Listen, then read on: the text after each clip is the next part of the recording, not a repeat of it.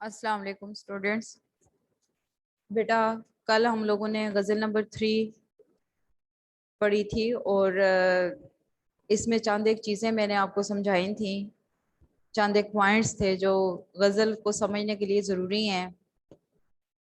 تو میرا خیال ہے کہ وہ آج آپ کو اچھی طرح سے یاد ہوں گے. بیٹا سب سے پہلے غزل کے معنی، عورتوں سے باتیں کرنا یا عورتوں کی باتیں کرنا کے. غزل کے معنی عورتوں سے باتیں کرنا یا عورتوں کی باتیں کرنا کے ہیں.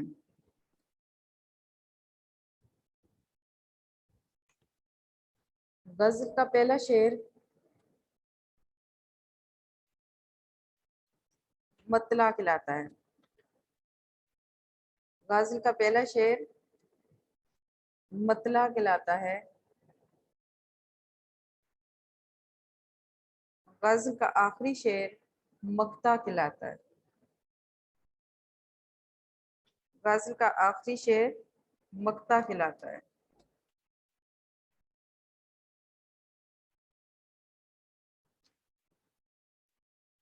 اگر آپ لوگوں کو اس دوران کوئی لفظ یا کسی بھی چیز کی سمجھ نہ آئے تو آپ نے پوچھنا ہے. یہ اس غزل کا مطلع ہے. مطلع یعنی کہ پہلا شعر.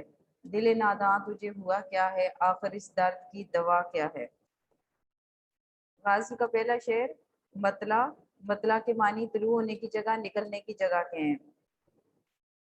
کل میں نے صرف ان کے مفہوم لکھوائے تھے اور معنی لکھوائے تھے آپ کو. آج میں آپ کو اس کی تھوڑی تھوڑی تشریح بتاؤں گی تاکہ آپ خود سے تشریح کرنے کے لائق ہو جائیں.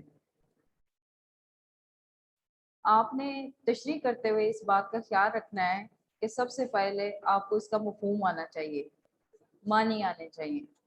جب آپ کو معنی آئیں گے، مفہوم آئے گا، تو پھر آپ تشریح بھی کر پائیں گے.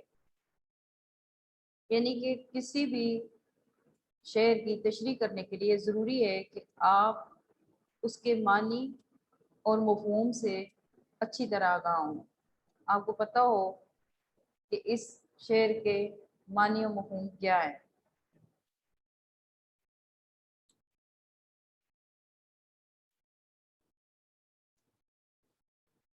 اب جس طرح سے یہ پہلا شعر ہے کہ دل ناداں تجھے ہوا کیا ہے، آخر اس درد کی دوا کیا ہے. اے میرے نا سمجھ دل، اس کا مفہوم ہے اے میرے نا سمجھ دل تجھے کیا ہو گیا ہے اور تیرے درد کی دوا کیا ہو سکتی ہے. آپ اس میں جب اس کی تشریح کریں گے تو اس سے پہلے غزل کا پیٹرن بنانا ضروری ہے. غزل کے پیٹرن کے لیے آپ نے اپنے پاس لکھنا ہے کہ شعر نمبر 1، پھر یہ شعر لکھیں گے. اس کے بعد آپ نے لکھنا ہے حوالہ کلام، شاعر کا نام،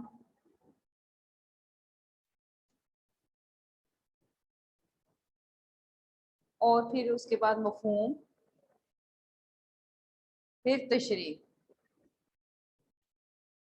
آپ کے نوٹس میں پیٹرن نہیں بنا ہوا، اس میں صرف آپ نے شاعر کا نام اوپر لکھنا ہے، حوالہ کلام اور شاعر کا نام. باقی پیٹرن تقریباً بنا ہوا ہے.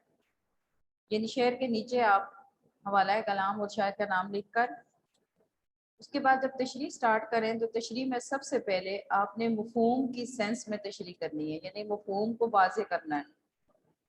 جو شعر کا مفہوم بنتا ہوگا آپ لکھیں گے کہ غالب اس شعر میں اپنے دل کو ملامت کرتے ہوئے کہتے ہیں کہ اے میرے ناسمجھ دل تجھے کیا ہو گیا ہے، تو کیوں پریشان ہے، تو اس قدر بے چین اور بے قرار کیوں ہے،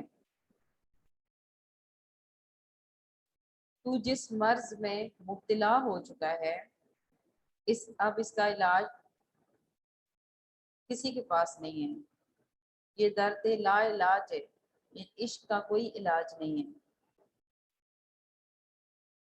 تمہاری بے چینی اور بے قراری کا علاج صرف وصل محبوب کے سوا کچھ نہیں ہے. درد عشق وہ درد ہے جس کی دوا کسی کے پاس بھی نہیں ہے، چاہے وہ ابن مریم ہی کیوں نہ ہو۔ مرزا غالب سوالیہ انداز میں یعنی استفہام کے پردے میں اپنے دل کو ملامت کرتے ہوئے کہتے ہیں کہ اے میرے دل تو بڑا ناداں ہے، احمق ہے، تو جس چیز کا خواہاں ہے خواہش مند ہے وہ ناممکن ہے، تو اس ظالم صفاق اور بے رحم سے وفا کی امید رکھتا ہے، تو جس درد میں مبتلا ہو چکا ہے اب اس کا علاج کسی کے پاس نہیں ہے، چاہے وہ ابن مریم ہی کیوں نہ ہو۔ اب اس میں ریفرنس شیئر آپ نے یعنی کہ 8-10 لائنوں کی تشریح کرنے کے بعد آپ نے ایک ریفرنس شیئر چاہے وہ آپ درمیان میں لکھ دیں چاہے آپ آخر میں لکھ دیں، لیکن آپ کو آنا چاہیے کہ ریفرنس اس میں کیا لکھا جا سکتا ہے۔ ابن مریم ہوا کرے کوئی، ابن مریم ہوا کرے کوئی، میرے دکھ کی دوا کرے کوئی، میرے دکھ کی دوا کرے کوئی۔ اب یہ غزل کا پہلا شعر ہے۔ غزل کا پہلا شعر مطلع کہلاتا ہے۔ کیا کہلاتا ہے؟ مطلع۔ مطلع کے معنی طلوع ہونے کی جگہ، نکلنے کی جگہ۔ مطلع ہم ردیف اور ہم قافیہ ہوتا ہے۔ اب یہ دیکھ رہے ہیں کہ اس میں ردیف کے الفاظ جو ہیں کیا ہے کیا ہے، اور یہ قافیہ الفاظ ہیں ہوا دوا۔ اس سے اگلا شعر، شعر نمبر 2، ہم ہیں مشتاق اور وہ بیزار، یا الہی یہ ماجرا کیا ہے۔ ہم ہیں مشتاق اور وہ بیزار، یا الہی یہ ماجرا کیا ہے۔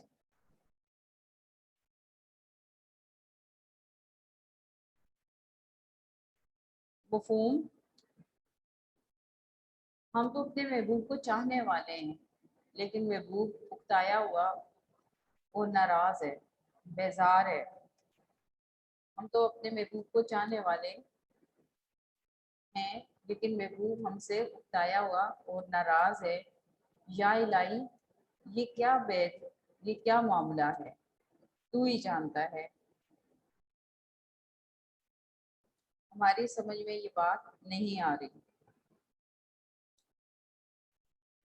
شاعر اس شعر میں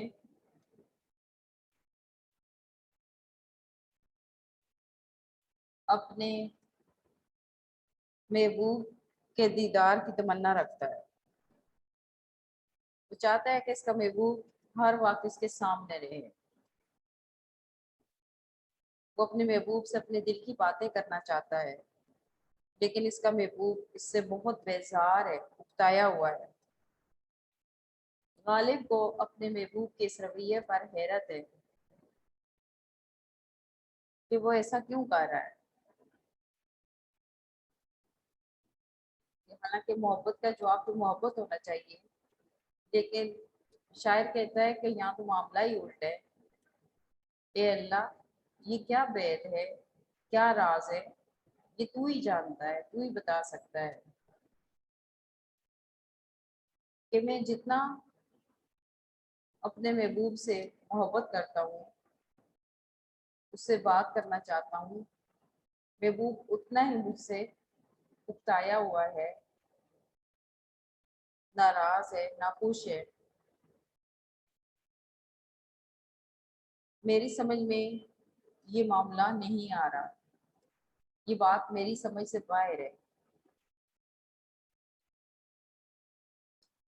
اس میں آپ شعر لکھ سکتے ہیں، ریفرنس شعر، ابتدائے عشق ہے روتا ہے کیا، ابتدائے عشق ہے روتا ہے کیا، آگے آگے دیکھیے ہوتا ہے کیا۔ ابتدائے عشق ہے روتا ہے کیا، آگے آگے دیکھیے ہوتا ہے کیا۔ غالب اس صورتحال میں بہت پریشان ہے۔ غالب کہتا ہے کہ میری اتنی چاہت کے باوجود میرا محبوب مجھ سے اس قدر بیزار ہے، یہ بات میری سمجھ میں نہیں آ رہی۔ اس میں آپ ایک اور ریفرنس بھی لکھ سکتے ہیں، پتا پتا بوٹا بوٹا حال ہمارا جانے ہے، پتا پتا بوٹا بوٹا حال ہمارا جانے ہے، جانے نہ جانے भूल ही न जाने बाग तो सारा जाने है। शेर नंबर 3। मैं भी मुंह में जुबान रखता हूँ, काश पूछो कि मुद्दा क्या है। मैं भी मुंह में जुबान रखता हूँ, काश पूछो कि मुद्दा क्या है। मफहूम, मैं भी बोलने की ताकत कुव्वत गवाही रखता हूँ। मैं भी बोलने की ताकत रखता हूँ, काश मुझसे पूछ तो लो कि मैं क्या चाहता हूँ। काश मुझसे पूछ लो कि मैं क्या चाहता हूँ। इस शेर में गालिब ने महबूब की बेपरवाही पर तंजिया अंदाज अपनाया है और महबूब से उम्मीद रखते हैं कि काश मेरे महबूब ने मेरे दिल की बात पूछी होती, मुझसे बात की होती। गालिब कहते हैं कि मुझे भी अल्लाह ताला ने बोलने की ताकत दी है, बात करने के फन से आशना किया है, मगर मेरा महबूब है कि ना तो मुझसे बात करना चाहता है और ना ही मेरी बात सुनना चाहता है। इसको मेरी किसी ख्वाहिश से कोई गर्ज नहीं है। गालिब ये कहते हैं कि गालिब की ख्वाहिश है कि काश मेरा महबूब मुझसे मेरी तमन्ना पूछे, मेरे दिल का हाल पूछे, मैं इसके सामने अपने दिल का हाल बयान करूं, क्योंकि कुदरत ने मुझे भी बोलने की ताकत दी है। मेरे मुंह में भी ज़बान है, मैं अपने दिल का हाल अपने महबूब के सामने बयान करना चाहता हूँ, उसे बताना चाहता हूँ, लेकिन क्या करूँ, मेरा महबूब मुझसे बात ही नहीं करता, मुझे बोलने की इजाज़त ही नहीं देता। वो मेरे सामने गैरों से बातें करता है, इधर उधर के लोगों से पूछता फिरता है, लेकिन मुझसे बात नहीं करता। इसमें आप रेफरेंस लिख सकते हैं, हवाला जाती शेर लिख सकते हैं। गैरों से कहा तुमने, गैरों से सुना तुमने, गैरों से कहा तुमने, गैरों से सुना तुमने, कुछ हमसे कहा होता, कुछ हमसे सुना होता।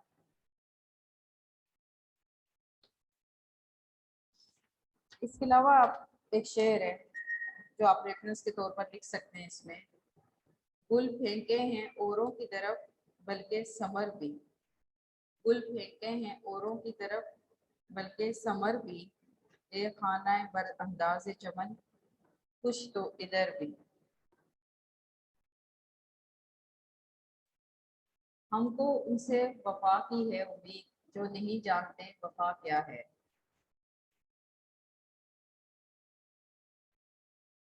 हमको उनसे वफा की है उम्मीद जो नहीं जानते वफा क्या है। इसका मफहूम, शायर अपने महबूब से वफा की उम्मीद तो रखता है, लेकिन ये बात भी जानता है कि महबूब तो वफा के लफ्ज से ही बिल्कुल ना आशना है। गालिब इस शेर में अपनी कम अक्ली और नादानी का जिक्र करते हुए कहते हैं कि हम भी कितने नादान हैं कि हम एक ऐसे शख्स से वफा की उम्मीद लगा बैठे हैं जो वफा के नाम से ही नाशना है। उसको तो पता ही नहीं है कि वफा होती क्या है, मोहब्बत होती क्या है। वो एक बेपरवाह और बेनियाज शख्स है, उसने वफा का नाम ही नहीं कभी सुना, तो वो किसी से वफा कैसे करेगा। शायद यानी गालिब इस शेर में कहते हैं कि हमारी सादा लोई तो देखो, तो हम इस बेवफा और बेरहम से वफा की उम्मीद रखते हैं जो लफ्ज वफा से ही बिल्कुल नाशना है। इसमें आप रेफरेंस लिख सकते हैं, तुम हमारे किसी तरह ना हुए, तुम हमारे किसी तरह ना हुए, वरना दुनिया में क्या नहीं होता। तुम हमारे किसी तरह ना हुए, वरना दुनिया में क्या नहीं होता। शेर नंबर 5। हाँ भला कर तेरा भला होगा, हाँ भला कर तेरा भला होगा, और दरवेश की सदा क्या है।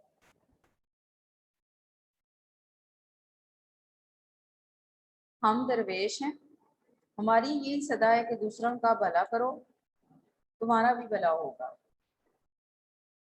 हम दरवेश हैं, हमारी यही सदा है कि दूसरों का भला करो, तुम्हारा भी भला होगा।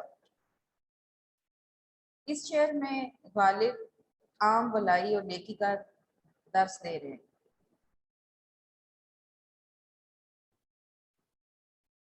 वो अपने महबूब का भला चाहते हैं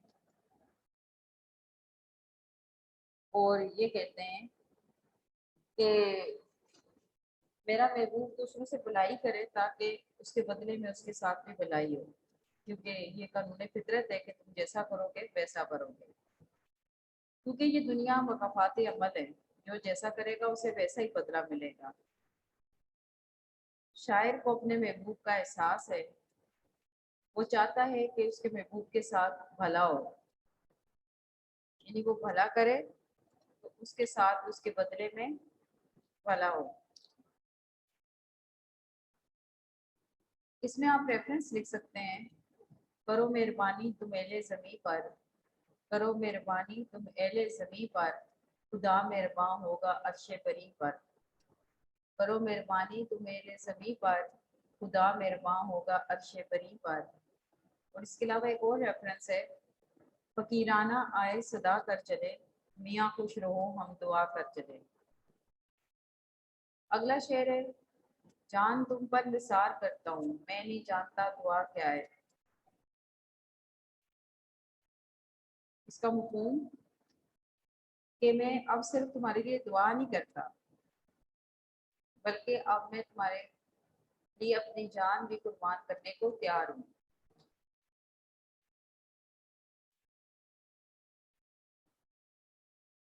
गालिब इस शेर में अपने महबूब से मुखातिब होकर कहते हैं कि दुनिया में और भी बहुत से लोग होंगे जो तुम्हें चाहने का दावा करते होंगे, लेकिन मेरी मोहब्बत का अंदाज और मेयार कुछ अलग है। मैं अब सिर्फ तुम्हारे लिए दुआ नहीं करता, बल्कि तुम्हारी खुशी के लिए अपनी जान भी कुर्बान करने के तैयार हूँ। दुनिया में जान सबसे ज्यादा अजीज चीज है, जान से बढ़कर कुछ नहीं होता। जो लोग सच्ची मोहब्बत करते हैं वो फिर अपनी जान की परवाह भी नहीं करते। तो शायर यहाँ पर अपने महबूब को ये यकीन दिलाता है कि मैं अब अपनी जान कुर्बान करके अपनी सच्ची मोहब्बत का सबूत देना चाहता हूँ। मैं अब तुम्हारे लिए अपनी जान भी कुर्बान करने को तैयार हूँ। अक्ल वालों के नसीबों में कहाँ ज़ोके जनू, अक्ल वालों के नसीबों में कहाँ ज़ोके जनू, ये इश्क वाले हैं जो हर चीज़ लुटा देते हैं, ये इश्क वाले हैं जो हर चीज़ लुटा देते हैं। आखिरी शेर जो इस गज़ल का मक्ता है, आखिरी शेर में अगर शायर अपना तखल्लुस इस्तेमाल करे, ये बात मैंने आपको समझाई थी, जैसे यहाँ पे गालिब शायर का तखल्लुस है, तो वो उस गज़ल का मक्ता कहलाएगा। मक्ता ख़त्म करने की जगह, काटने की जगह। मैंने माना कि कुछ नहीं गालिब, मुफ्त हाथ आए तो बुरा क्या है।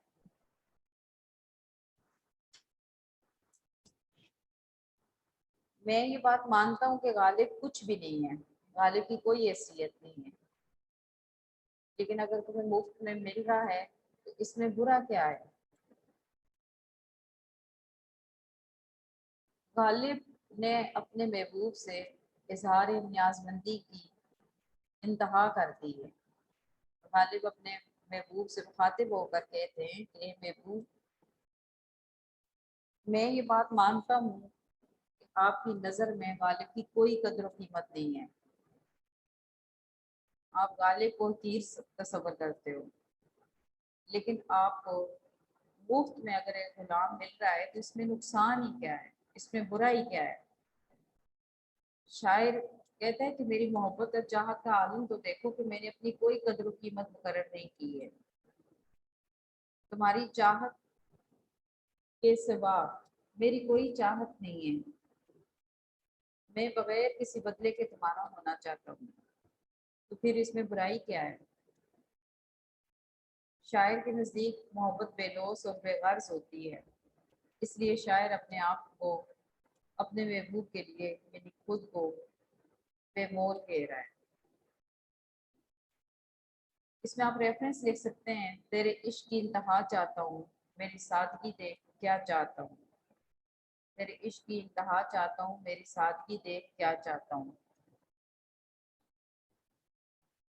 جی بیٹا آپ میں سے کون کوشچن کرنا چاہتا ہے؟ اب یہ غزل آپ کو اچھی طرح سے سمجھ میں آ گئی ہوگی، کل میں نے آپ کو اس کے مفہوم اور معنی بتائے تھے، آج میں نے تھوڑی تھوڑی اس کی تشریح بتائی ہے، آپ اسی طرح سے اسی انداز سے اس کی تشریح کر سکتے ہیں، خود سے لکھیں، اس کو سمجھیں، پریکٹس کریں تاکہ آپ کو تشریح کرنی آئے۔ جی بیٹا آپ میں سے کوئی کوشچن کرنا چاہتا ہے تو بتائیں۔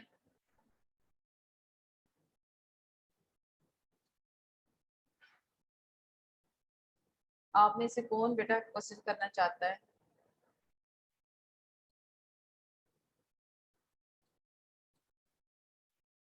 کوئی بھی نہیں کرنا چاہتا؟ جی بیٹا۔ السلام علیکم ٹیچر۔ جی وعلیکم السلام بیٹا۔ ٹیچر جو سب کی تشریح لکھنی ہے؟ ہاں جی لکھنی ہے، آپ تھینک کو یو تھوڑی ٹیچر۔ تھوڑی کر کے پڑھنی بھی ہے اور لکھنی بھی ہے، زبانی لکھنی ہے آپ نے۔ یس ٹیچر، اللہ حافظ۔ اللہ حافظ بیٹا۔ جی بیٹا میرا خیال ہے کہ آپ سب کو اچھی طرح سے اس کی سمجھ آ گئی ہے، اور اگر آپ کو کوئی چیز سمجھ نہ آئے تو آپ اگلے لیکچر میں مجھ سے کوشچن کر سکتے ہیں۔